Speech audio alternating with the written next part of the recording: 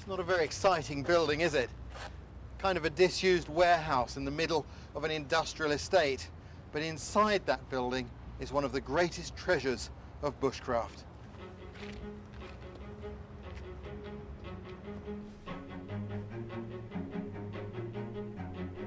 This is a real Aladdin's cave. It's the collection centre for the Canadian Canoe Museum in Peterborough. These are the canoes not yet on show. And there are over 500 of them from all over the world, ranging from dugout canoes to pleasure craft from the 1930s. But if there's one type of canoe that epitomises bushcraft above all others, it has to be this type down here. These are birchbark canoes.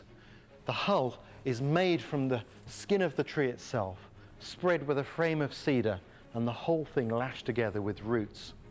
They're icons of bushcraft, and they reflect their manufacturer's intimate and detailed knowledge of the natural world. For me, these are the finest craft people have ever created. And in this program, I'm going to learn how to make one.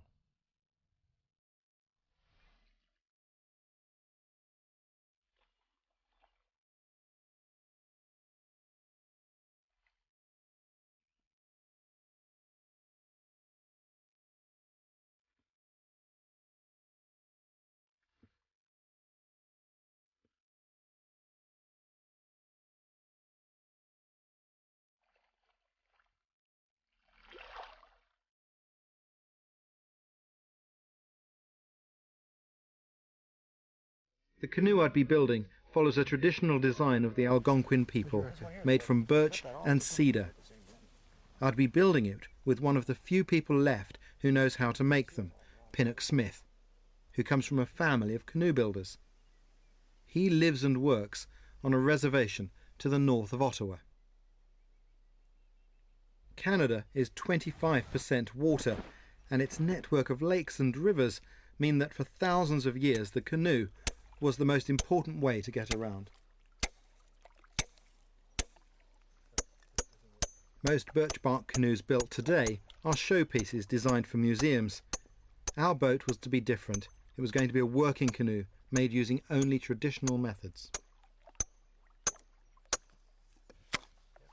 Pinnock, when you're building the canoe, do you work to any dimensions? No. Like the canoes are not, it's not exact. I've never seen my uncle or anybody using a tape to measure these things. They just worked with the wood, and if it happened, you know, to be a little thinner one place or it didn't seem to matter at all, and it would work good. I think that's the lovely thing about all these sorts of projects, is that you have to actually listen to what the wood is telling you and just go with the flow.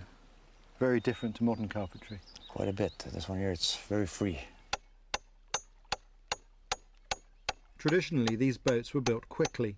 We had just over a week to complete ours, but these are slow and steady procedures. The first task was splitting wood into long strips to make the gunnels. That's the bit that runs along the top of each side of the canoe. In England, there was actually a law until well into the 1900s that said that all government furniture had to be made from riven wood that was split, because it followed the grain, because there were cheap manufacturers cutting across the grain. Typical of bushcraft, the whole process is based on a deep understanding of the properties of the materials we were using. There it came out. One piece. That's not bad at all. It's not too bad. With each new split, you need to pause, explore, and reassess the wood you're dealing with. Leave it in my garage.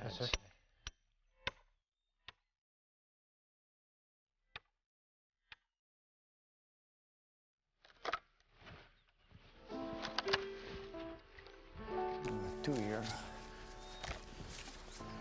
Ooh.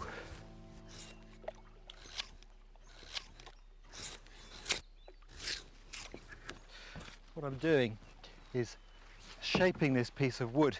I've got to smooth it down and make it to the right dimensions. This needs to be about a finger thick and several fingers wide with a gentle taper, as this is going to form the gunnel of the canoe. To do that, I've used the axe to do the rough shaping out, which is a tool I'm most happy with, but now I'm finishing off using the crook knife which is virtually a unique tool to this part of the world, and it's absolutely ideal for smoothing. It's kind of a cross between a draw knife, a plane and a gouge. These skills were once commonplace, but as I found with so many traditional skills across the world, things are changing. I remember when I was young, in this area here, canoes, everybody's making canoes. It would have been funny if you didn't know how. It would have been strange you didn't know how to build a canoe 60 years ago here. You know, at least have the knowledge of how it comes together and stuff. And today, even the natives on the reserve would come up to me and say, you know, they're surprised that I built canoes. That's how much of our culture we lost in 50, 60 years. You know, it was... Today, there's some people you meet, as far as they're concerned, a canoe comes from a sporting shop, you know. There's no such thing as going into the bush and... Make them of yourself. I know you don't use rulers and measures when you make these canoes, but so far we haven't compared any of the pieces at all. Well, they'll match up together after. Trust. I admire your confidence. That's generations of canoe making experience speaking. This whole area is alive with the spirit of the canoe. One of the most famous canoeists of modern times came from just down the road. Like me, he wasn't an Indian, but he earned a special place in the history of canoeing. Bill Mason. It's a feeling of almost euphoria to get out here, and I've got a canoe load of food and I don't have to be back by any set time. And it's just the greatest feeling of freedom I know. Bill Mason really was the doyen of the open canoe. His enthusiasm that came through all his films and books was simply infectious. He inspired a whole generation, including myself, to go out, pick up a paddle and go out into the wilderness in canoes. Bill Mason died in 1988, but his children are both immersed in the world of the canoe. Daughter Becky divides her time between art and teaching canoeing to a whole new generation. My dad, he passed on the love of wilderness. Canoeing, yes, it was important, but he didn't force us to go canoeing. So he just said, this is a vehicle. Would you like to come along? And of course, as a kid, you want to come along. We have so many cities, so much concrete, and you don't think about the wilderness very much, or canoeing, or anything much except money and cars and where you're going to go as quickly as possible. And the canoe makes you slow down. And that's why I like that travel, is it makes everything slow down. And then you look more and you learn more.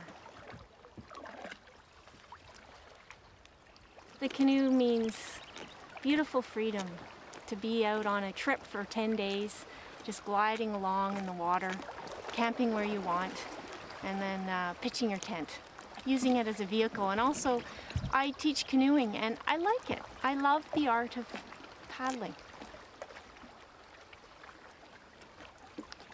Becky is at home with all aspects of canoeing, including many traditional techniques passed down from First Nation peoples. I taught a gentleman, a First Nation person from the James Bay, the Indian stroke, and he went back home. And his grandmother, he was very excited, and he went home and he said, look what I learnt. And she started crying because it was exactly the same as her father or grandfather had taught her. And it's just like a reconnection.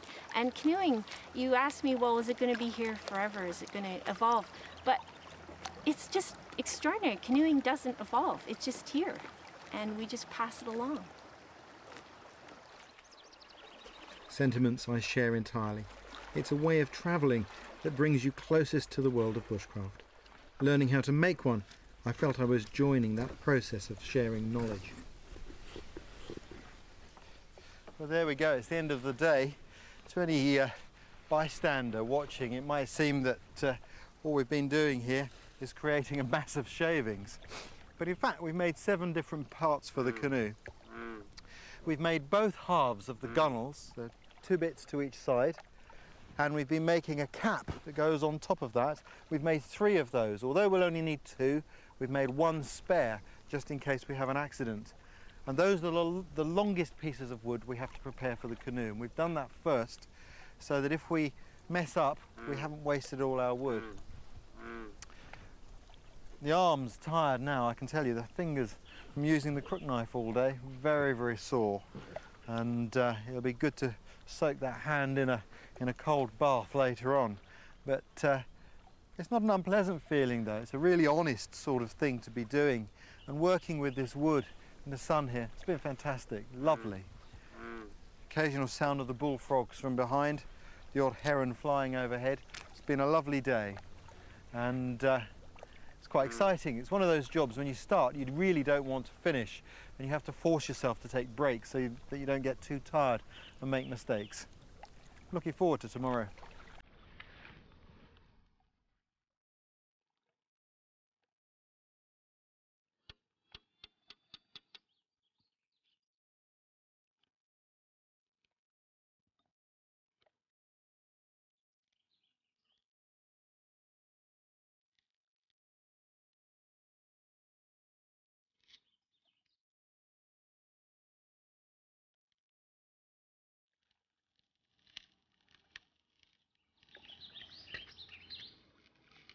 When you do things traditionally, that means making the jig you'll use to build the canoe as well as the canoe itself.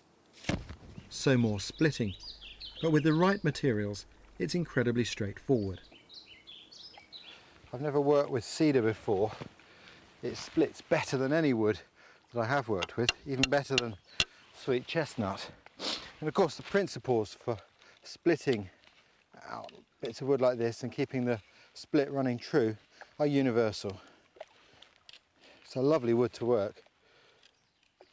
And as always, the troublesome areas are like this where there's a knot, and you just have to take your time, and it's a combination of listening to what the wood wants to do and also telling it what you want it to do. There's a combination of the two. You have to be very determined and persuade it to go where you want it to.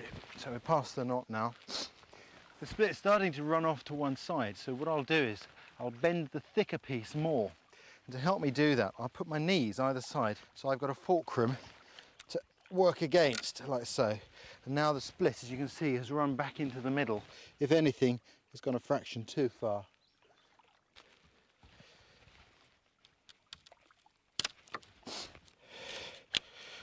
I think one of the things that fascinates me about wood is all trees have different personalities, and this wood is it's a gentle wood that needs a little bit of gentle persuasion, but at the same time a very reliable wood.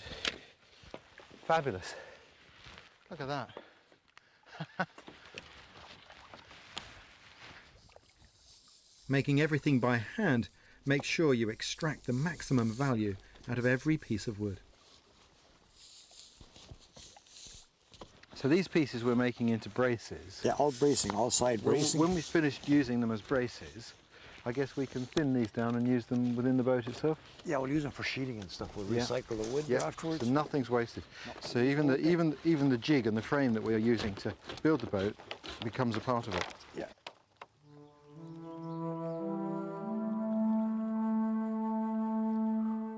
Recycling materials like this is just one more example of how clever this design is. It's no wonder that it was relied on for so long. The canoe has played a very prominent role in the history of Canada. For 14,000 years, the birchbark canoe was used. The First Nations people needed the birchbark canoe because that's all there was, to ply the waterways to accommodate hunting, fishing, trapping, moving their families, and all of these kinds of essential things. The birchbark canoe was the only thing they had. The huge impact of the fur trade across the whole of Canada from the 17th century onwards opened up a new demand for birchbark canoes. But even though fur trade canoes were bigger, their design was almost identical. It's remarkable, the diversity. I think in the Canadian Canoe Museum we have over 80 different birchbark canoes, right up to the great large fur trade canoes, the Canoe de Maitre, 36, 38 feet. these canoes were the stuff of legends, carrying heavy loads vast distances for months on end. You could almost say the Birchbark canoe built Canada. It was this characteristic ribbed structure that we needed to think about for ours next. No tape measures, remember, so we used a template to mark up where the ribs should go. Whilst that may seem straightforward enough, you need to know what you're doing. It's really interesting. Although we're very early on in the building stage of the canoe, we're having to make important decisions right now. And the spacing of the ribs determines essentially where the thwarts go. The thwarts are the pieces of wood which spread the canoe above the top. And we have to have enough room that I can actually sit in the canoe and get the load in the canoe. It was also the time to determine the width of the canoe.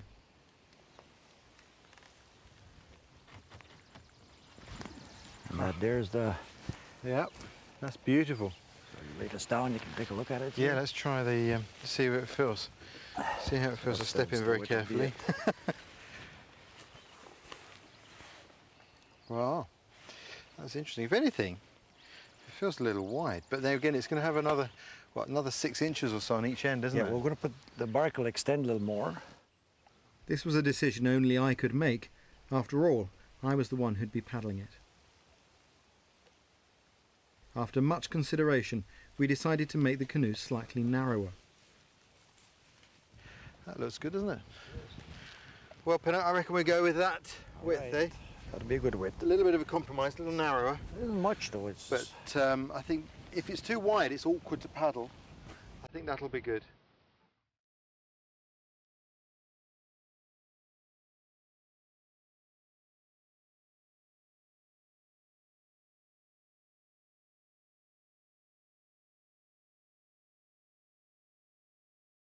So what do you reckon, about here? I think it's better in the other spot.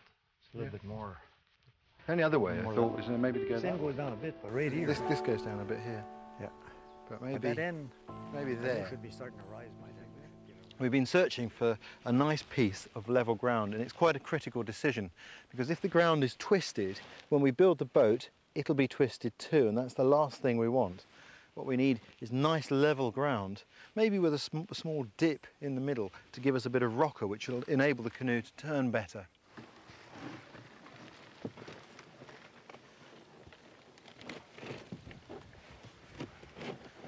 Birchbark really is an amazing material, and it's got unique properties that enable it to be used for this sort of job. If you look at this cedar bark, for example, if I bend that as though we were going to use it for canoe, you can see that the grain runs along the bark and tends to open up and split. With birch bark, the grain goes exactly the other way, which enables you to bend it like so, and it doesn't split open. Fantastic material. To ensure the canoe takes the right shape, we made a template around which we could fold up the bark.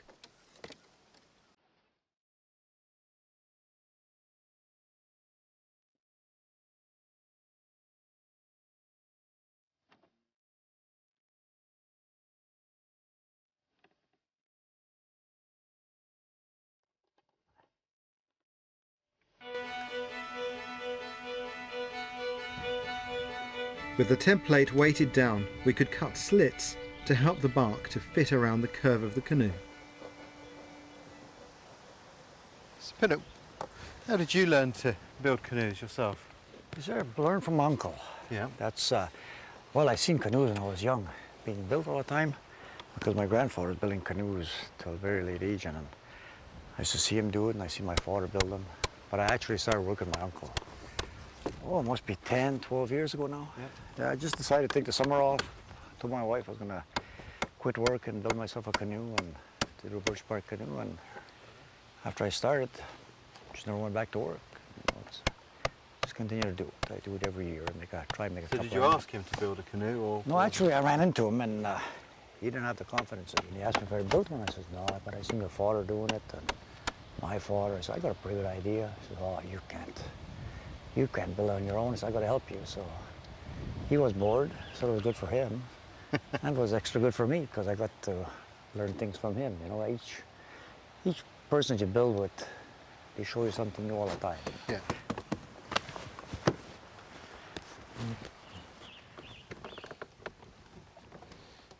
Are there many people still building these canoes on the reservation? Not presently.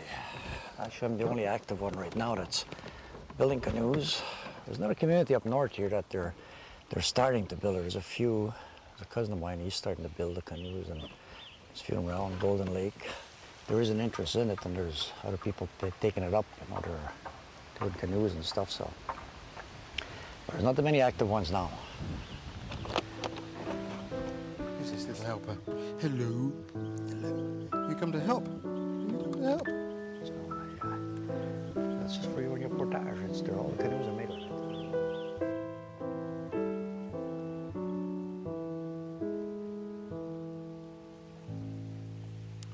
Well, it's the end of the third day of construction, and I'm really quite amazed. I didn't think we'd be this far advanced. I can already see the makings of the canoe, especially when you consider that filming the whole process just slows us down. In fact, I'm amazed that people have ever abandoned this method of construction, because making a canoe like this is far quicker and simpler than any other method I've ever seen. We were building in the garden of one of the most famous birchbark canoe makers ever, William Commander. Now in his 90s, he's well aware of the importance of the birchbark canoe to the Algonquin people and the way they lived traditionally.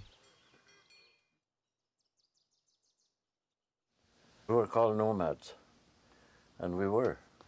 We could have been gone right at the very edge of tundra up there. We roam all over, then up to California, to Panama, all through there with Birchbark canoe, which was so light. Wherever it gets winter, you pass the winter there.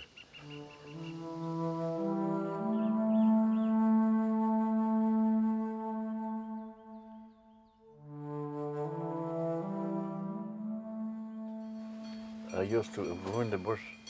I had the quick knife, the hacks. I go out there and 2 weeks, 3 weeks, come out of the canoe. I didn't bring no nails or nothing. You love the canoe. It's your life. And you know, canoe, you could keep a canoe for 100 years.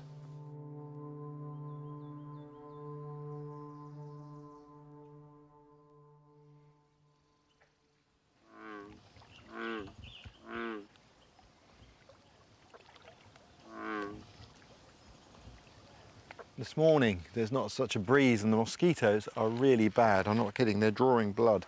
So the old birch tree is going to come to the rescue again. We're going to light a small fire to make some smoke to help keep them away. Of course, birch bark is absolutely brilliant for fire lighting. That's the #1 use of the bark in the bush.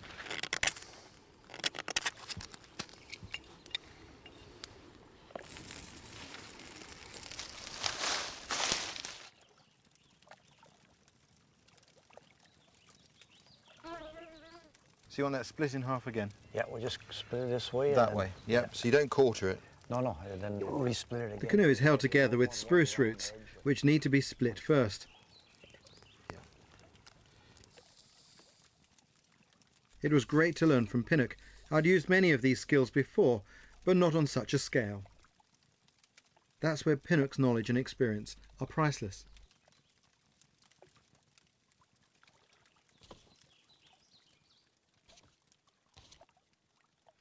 Pinnock, I was thinking about what you told me about how you learned to build the canoe. Your grandfather coming along and saying, you know, oh, I need to show you how. Just your sense of community here on the reservation is, you know, it's not something that's common in our world anymore.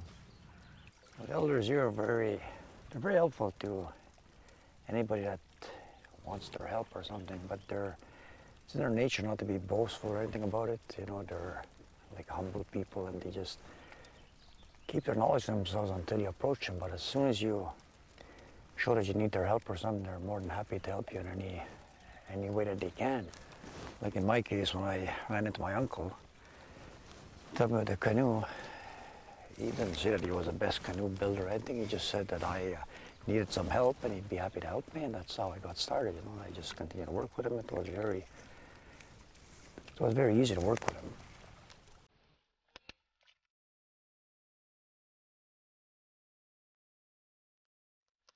The next job was stitching additional sheets of bark to bring the middle of the canoe up to height. They need to be pegged first.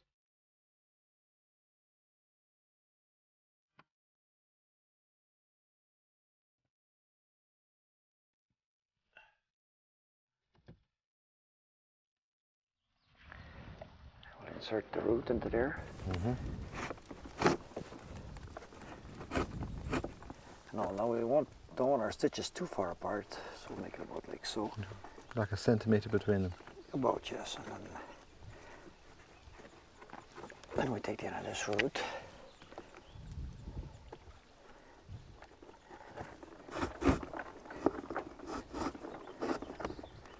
Yep. And then we gotta take the other root and strap it back out in the same hole again. Because we're gonna be double stitching it. Yep.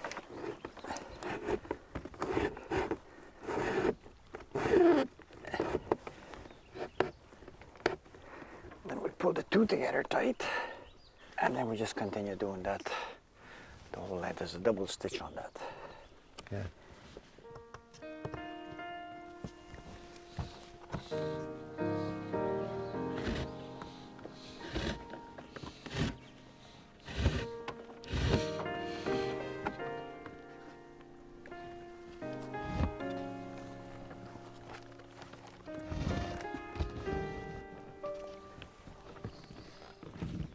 There's something really satisfying about this stitching.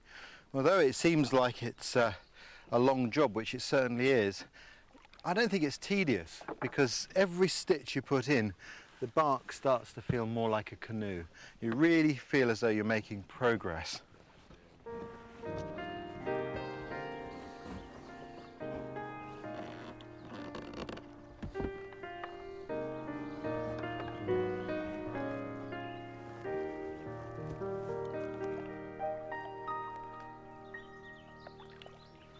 What we've got to do now is make the stem pieces, which is the curved part of the framework of the canoe, which reinforces the bow and the stern.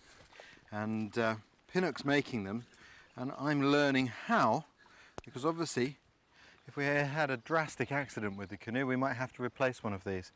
And as Pinnock has told me, if you can't repair it, you shouldn't be paddling it. That's a very good piece of advice, I reckon. So it was back to the splitting. The end pieces are laminated to make them bend, and it's amazing how effective this is. Tying them off in this way encourages the wood to adopt its new shape.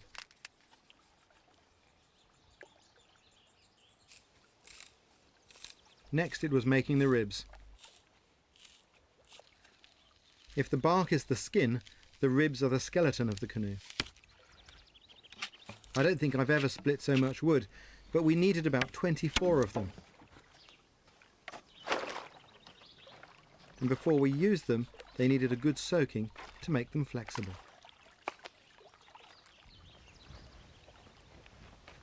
Meanwhile, we carried on with the fitting of the gunnels, which came with a real sense that we were getting somewhere. Set that there. Wow. We're getting there. It's a good moment, this. Now just to determine the height we want. To be. When we take the planking out, we're going to get 2 inches or so extra depth, aren't we? At least 2, you know, probably at the end it'll be about that height. About that height. God, it's another critical decision, isn't it? It's all right for you, Pinnock. You're not going to have to paddle it. Probably about there somewhere, I reckon. Oh, a fraction higher, maybe. It's a really unnerving moment. I'm purposely resisting the temptation to get a tape measure out and measure a modern canoe. The whole magic of these canoes is that they're made to order. You're in the field, you're making decisions with your eyes and your hands and your body. And but this is the nerve-wracking bit, because if we don't give ourselves enough depth, then the canoe, when it's loaded, will sit too low in the water. If we make it too high, then the gunnel may be so high it's difficult to paddle, and it'll catch more wind. So it's a fine line to draw between the two. And it all comes down to the mark we put on this stick. I don't know if it's good. There. Yeah. I think so too.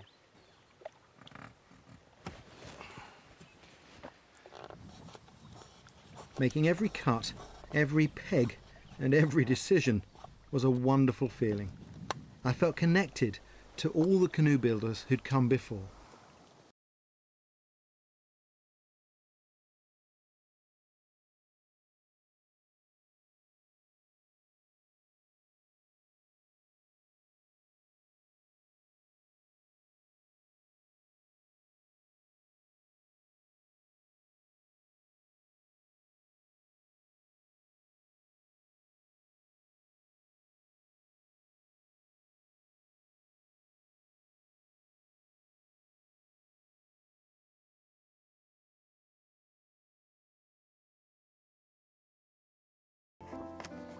Pinnock showed me how the gunnels are stitched to the bark. Try and keep the round side. The thinking behind every stage of the construction of these craft is so detailed. Put around. Normally I don't make too many holes down there. I try and go in maybe 3 times in the same hole. That way don't weaken the bark as much. Right, yeah. So Show me. say if we get 15 here, Yep. we'll have like this particular hole here. 5 holes, 15 lashings. Yeah. Even if the hole gets big, the water line will never come to that high. Like these canoes are quite buoyant and you stay on top. Now if your water line's up to here, you got way too much stuff in your canoe. You're a keen paddler, are you? No, I don't paddle those things. That's why I would never get my canoe up to there in the water.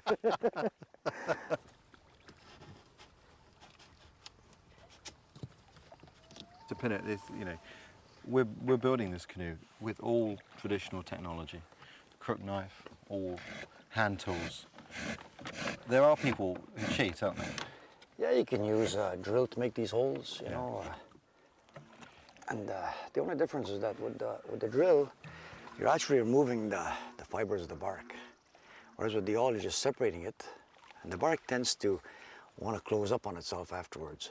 The bark wants to heal itself up, so it's better to use an awl than to drill out the section. Just think, you know, bringing a power tool to a project like this completely transforms the whole process, and you might as well be making a modern canoe.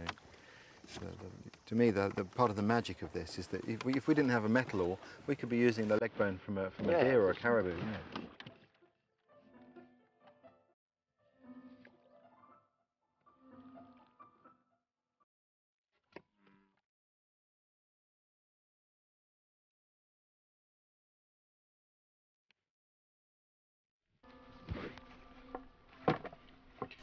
We used ash, a strong durable wood, to make the thwarts. They're the bits that span the canoe and hold it apart. This bark's not coming off too easy, not too bad, but the board's been lying around for a little while, so it's drying out. So I'm going to make a tool to help me get that off, called a spud.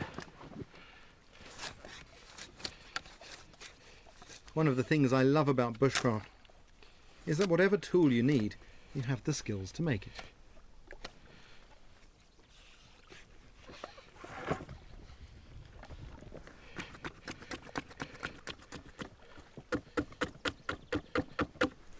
And off comes the bark.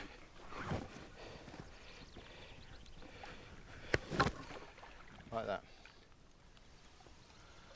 By the middle of the next day, Pinnock, workhorse that he is, had pretty much finished the stitching. And I was making good progress with the main thwart. That's the one that goes across the middle of the canoe, right in front of where I'd be sitting. It needs a little bit more shaping than the others. I need to get this right, because it's this piece of wood more than any other on the canoe that I'll be looking at while I'm paddling. But it's really lovely when you make things with your own hands. You make all the decisions yourself. And here, for example, the piece of ash I'm choosing has this nice two-tone effect. Rather like that. Not sure that will show when the canoe's aged, but I'll know it's there. It's also nice to use the crooked knife. It's a wonderful tool. It gives you a really good clean finish, because as you shave with it you can see the effect you're getting straight away. But I have to say, I'm not used to using this tool, and now I'm waking up in the mornings with my hands literally on fire with aches. But my hands are about to get an unexpected break.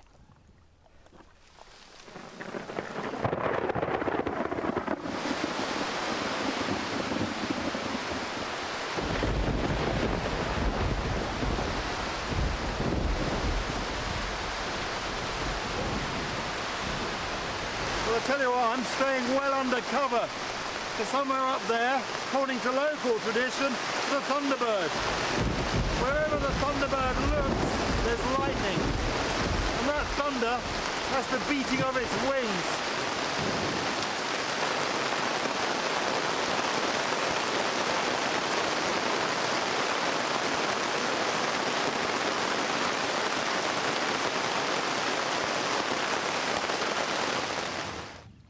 Well, I don't know. Midsummer, look at the size of those hailstones. That was really some storm.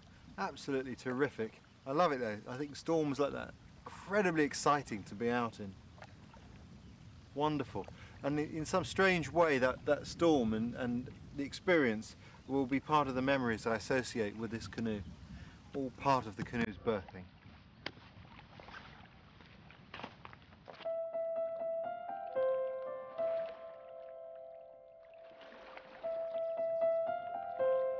Within minutes we were dry again, but in spite of the rain, as we removed the planking from the canoe, we began to see that all the sun over the last few days had begun to damage our work.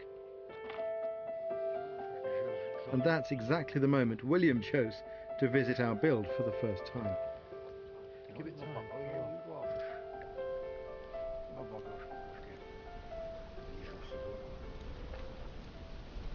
So how are we doing, William? What do you reckon? I think it's doing all right, but you're going to be some job to put it straight here. Yeah. Yeah, that's where the sun has been on it, isn't it? Lots of hot water. Yeah.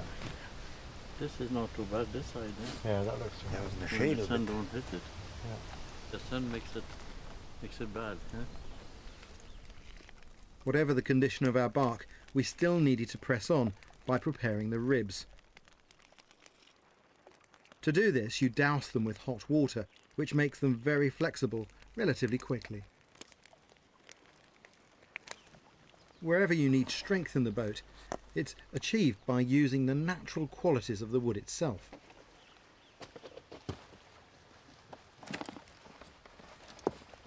When these craft were used in earnest by Pinnock's forebears, it was the ribs that were one of the most common parts to need running repairs. Occasionally they would break a rib sometimes. Break a rib, not the bark. The bark wouldn't break. The quality of the bark was so good that you'd hit a rock. They didn't do any portage much. They ran a lot of rapids and stuff, and occasionally hit a rock.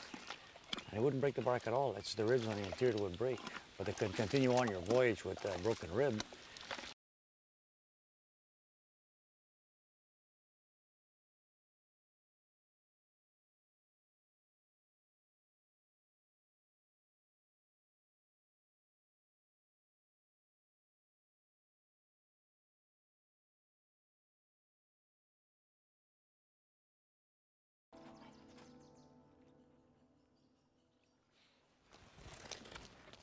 We were still on schedule, just. Miraculously, the ribs were all in. Now it was time to number them so I could take them out to cut them down to the correct length. Well, the boat is really now starting to take shape. You can see that it's a canoe. As the ribs go in, the hull shape is really beginning to form. But I'm not relaxed yet because there's still a long way to go. And you can see here where the sunlight has really curled this bark up. That's a bit of a problem. We need to do something about that. Push that down a bit. And Yeah, there's the odd crack hole here. I'm still unconvinced it's going to be seaworthy, so still a lot of work to do. I tell you, you know, one minute you feel good about it, the next minute you see a problem, and it's quite an interesting experience. It seemed a long time since we'd started, even though it was only a few days. But if we were going to finish, our work days were going to have to get longer and longer. We're really pulling the stops out to get this done. We've been joking because up here, you know, if you walk on snowshoes and you get aches and pains from walking on snowshoes, there's this French phrase for it called mal de raquette. And we've been joking about mal de couteau croche. And that's the pain that comes from the crooked knife, because both of our hands, we're waking up in the morning feeling like our hands are 4 times the size they actually are. How's the mal de couteau croche? So, this is that's what we're feeling. But we had no choice. We had just a couple of days left, and we were both determined to get it on the water. The work had to continue.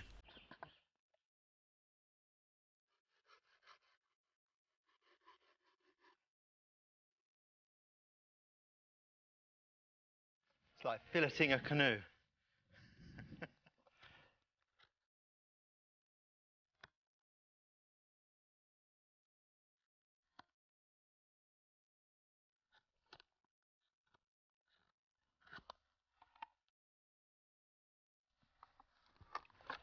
I think this is my favourite part of the canoe. It's so ingenious, the way the wood is laminated and then bent up to form the front of the canoe.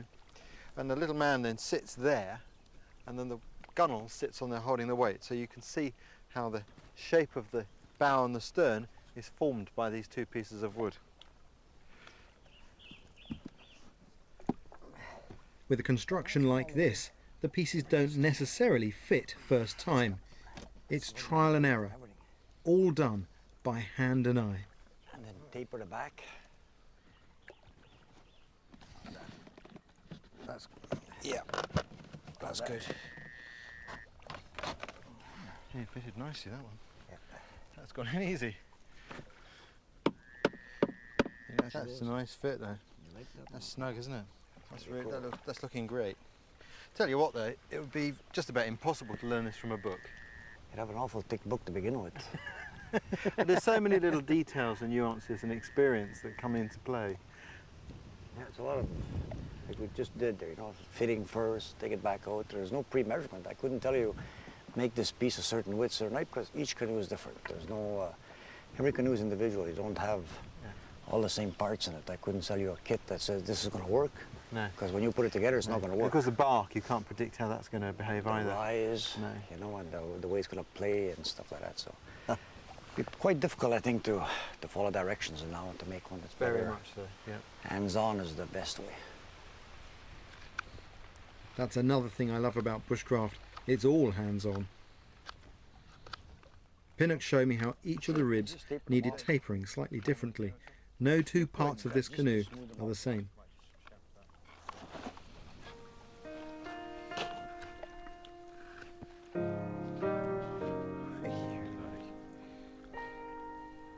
As I carved the end of each rib, I realised that I'd know the ins and outs of this canoe more intimately than any canoe I'd ever paddled before.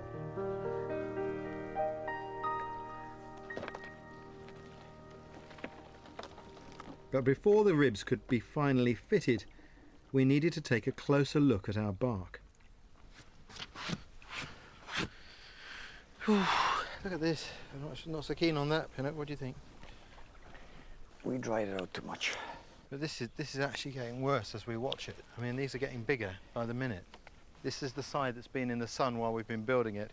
It started to crack quite badly, and some of the cracks are now spreading across the boat, and I'm very, very concerned about that. I'm really starting to have some doubts about the integrity of the hull.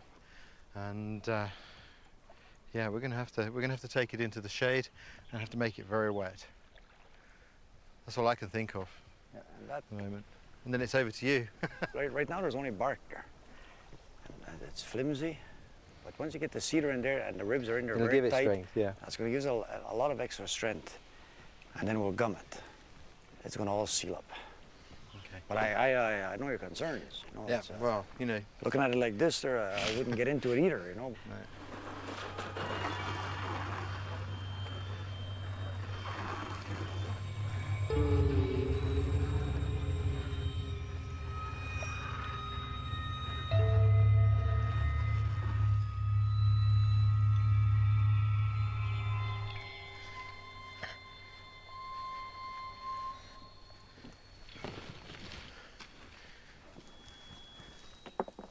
The solution was to patch the cracks with an extra lining of bark. But our problems weren't just down to the sun. It's getting harder and harder to find the right sort of bark. That's thick with the strength and flexibility of rubber. Today it's very difficult to find trees that have these qualities because most of the trees, most of them have been cut. A lot of them have been cut. They've not been cut by canoe builders, they've been cut by loggers. Loggers, yeah. They go for veneer, which is the #1 quality tree. And what they leave is all the other trees that are crooked and stuff like that. So it's very difficult if you go into a place where they've already cut to find these nice trees. Oh, yeah. Luckily, this was the moment William chose to visit us again. Yeah, we've got a few problems we could do with your expert eye on.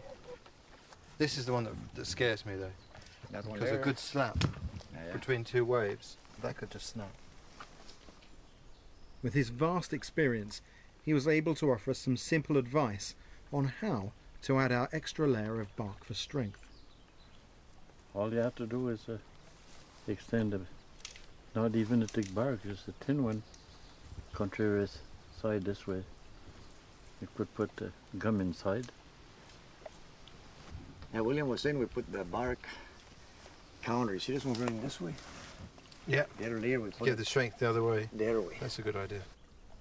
William, would you have used this bark in the old days? I don't think so. That the old people would say it. They threw that away. But today you have to have that. Cross grain, yeah. Yep. On top of the problems with the bark, we were running out of time. Evening was fast approaching, and with only one more day to go, we still had the final fitting of the ribs to do. Not a job you can rush.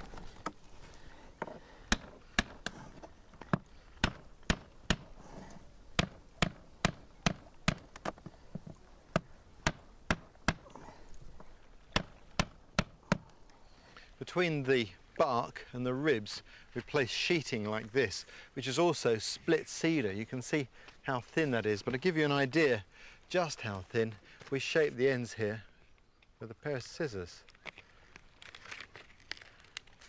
like so.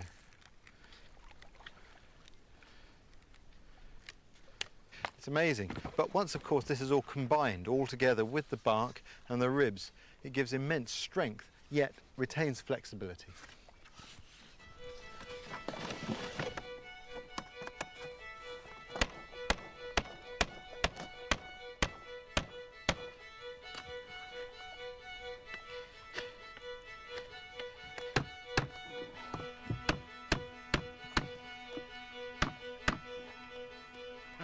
My pants are stretching or I'm losing weight.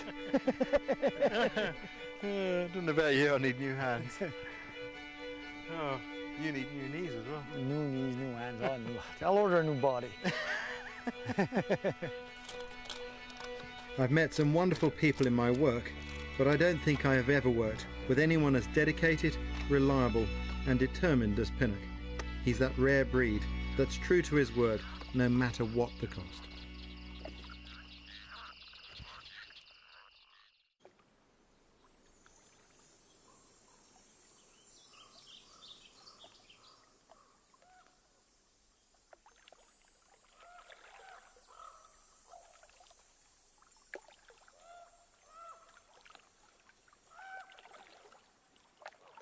Well, it was a very late night last night. We worked right into the dark, and the reason for that is we have to finish this boat today, and you can't just put the ribs in one go. What you have to do is ease them in gently, bit at a time, allowing the bark to actually stretch to their form. When these ribs go in, they're extremely tight, And so gradually now through the day we have to tap them in until they're flat and flush against the sheeting inside.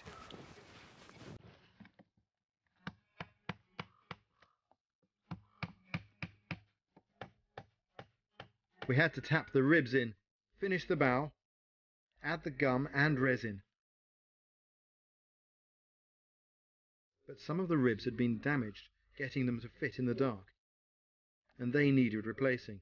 Just one more thing to squeeze into an already packed schedule.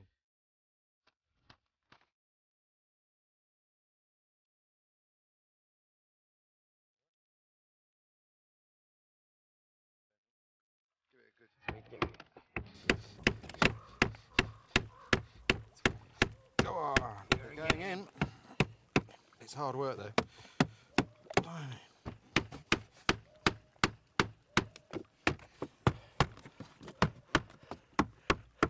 I love moments like this, don't you? You know, someone read this in a book and said, then you just tap the ribs in. That's all. Yeah, it's a great invention you made. It's not bad, is it? Still, little by little, bit by bit, we had to make progress. The whole thing was really taking its toll by now. I'll tell you one thing. I'm used to using hand tools and things. I've got no blisters, but both of us, Pinnock and myself, have now got so many little cuts and scratches on our fingertips that we can barely hold anything properly. Is that right? That's the way I feel. Exactly. Oh, they're gone nice, haven't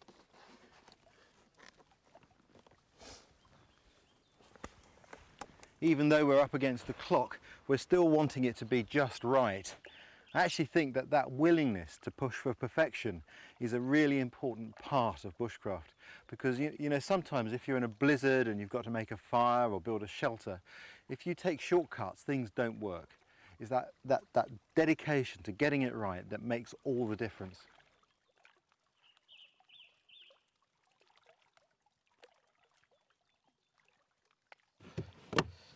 Wow, that's supposed to be the hardest one to put in, and it went in just sweet. Well, all the ribs are in. Now, look at that. That pivot's there, and you can spin it. That's what we call rocker, and that enables this boat to turn beautifully in the water. Pinnock, you're a very clever man. It's beautiful, absolutely staggering, but it's not yet finished. What we've got to do now is put spruce pitch on the sides to keep the water out, and then we can paddle it. Let's do it. Let's go for it.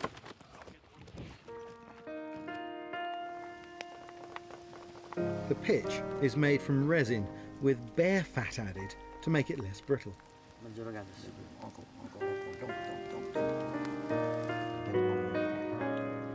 this one.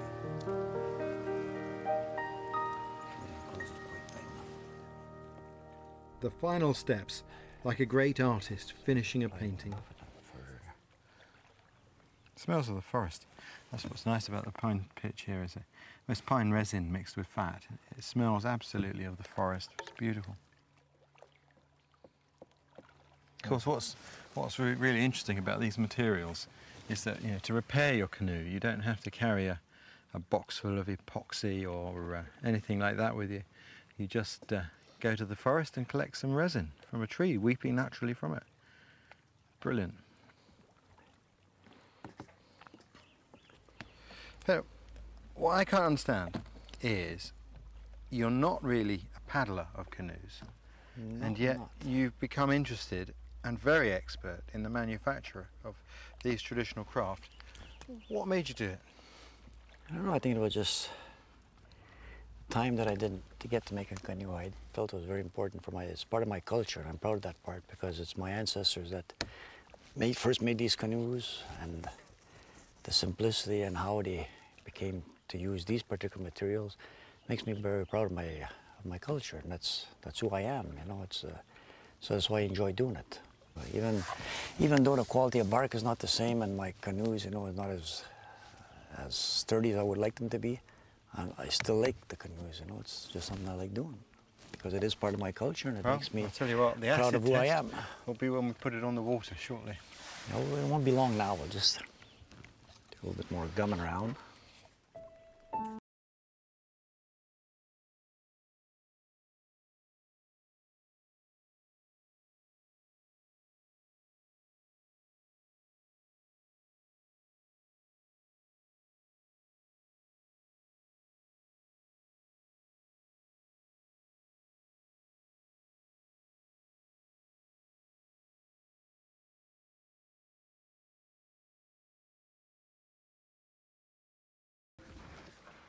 At last, time to put it in the water.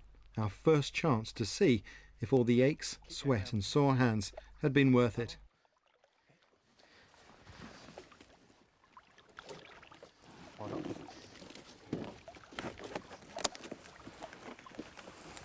Okay, I've got it. So far, so good.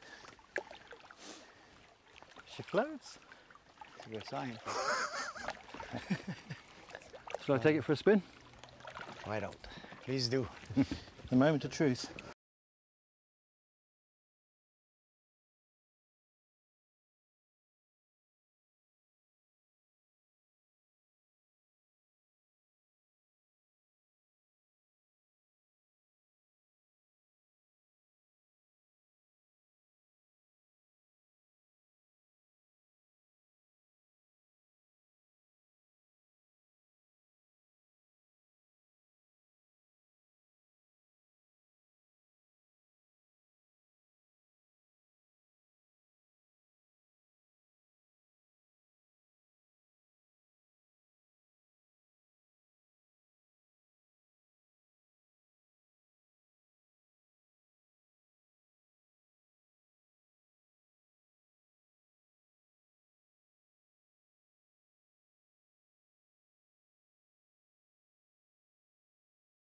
Oh, it's fantastic. It handles extremely well, better than you can imagine. It's been very frustrating to sit on shore with all this water that's just begging to be paddled upon with only a pile of bark and sticks. At last, to see it all come together it's just fantastic. It's a wonderful feeling. And of course the boat means freedom. Freedom not just for you, for your body, but for your mind and your spirit and everything. Pinnock may not enjoy paddling, but I was determined that he should share the incredible satisfaction. Oh, this is nicer. She goes, doesn't she? Looks good. Someone tell me how great it feels to have an Englishman paddling me around for a change. It had taken 9 days. 9 days of constant splitting, carving and stitching. 9 days of nerve-wracking decisions, aching hands and dealing with problem after problem. 9 days that will stay with me for the rest of my life. Birchbark canoes are the finest craft people have ever made. It's been a lifelong ambition of mine to make one. Thanks to Pinnock, I'd finally done it. And in the process, gained an even deeper respect for the people who invented this incredible craft.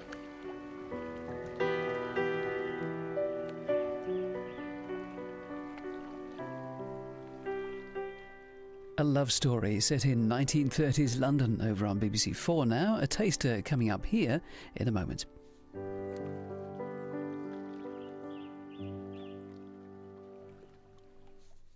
Ray Mears has written a book to accompany his Bushcraft series with detailed information on survival techniques from cultures around the globe.